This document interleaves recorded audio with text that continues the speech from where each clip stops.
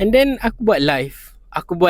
Kau tahu tak apa jadi guys? Hi guys, day 16 trying to be better at making videos. Dan hari ni adalah hari yang paling aku rasa macam agak demotivated.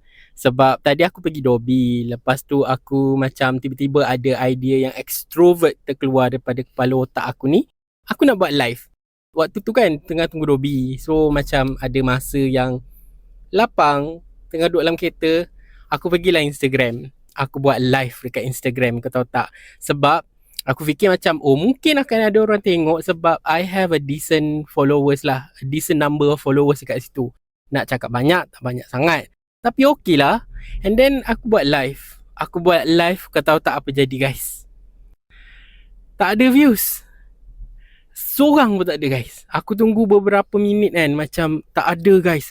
Macam telur ayam. Waktu tu tiba-tiba dia macam hit me like a train. Aku rasa macam, begini rupanya cara-cara buat live Sekali kau buat live tu memang tak akan berjaya lah cerita dia kan. Tapi aku tak give up guys. Aku pergi TikTok.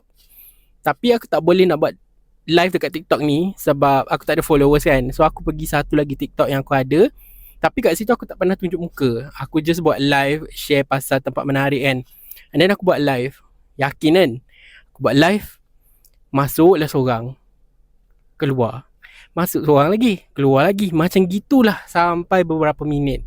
Rasa macam nak putus asa pun ada. Sebab buat video pun tak ada views. Macam kurang. Tapi actually views tu bukanlah salah satu goals aku. Tapi kalau ada orang tengok, itu adalah satu bonus. Sebab kita nak goals kita nak comfortable dengan diri kita bila buat video. Kita nak consistent. Itu adalah goal yang utama. Aku rasa macam satu lesson yang aku belajar hari ni adalah kita tak akan dapat apa yang kita nak dalam masa satu hari ni je. Orang yang kita tengok live hari-hari dekat TikTok tu, yang ada views, yang ada orang komen, yang ada banyak lah yang macam meriah. Sebab bila kita tengok, kita rasa macam bestnya buat live kan.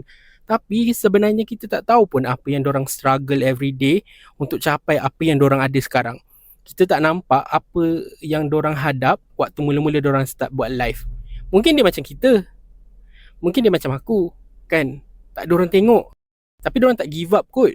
Dorang teruskan, dorang buat sampailah dorang dapat apa yang dorang dapat sekarang. So, I think I need to apply that to myself lah. I need to work hard and InsyaAllah in the future I will get there lah. Macam gitu lah. Kan? So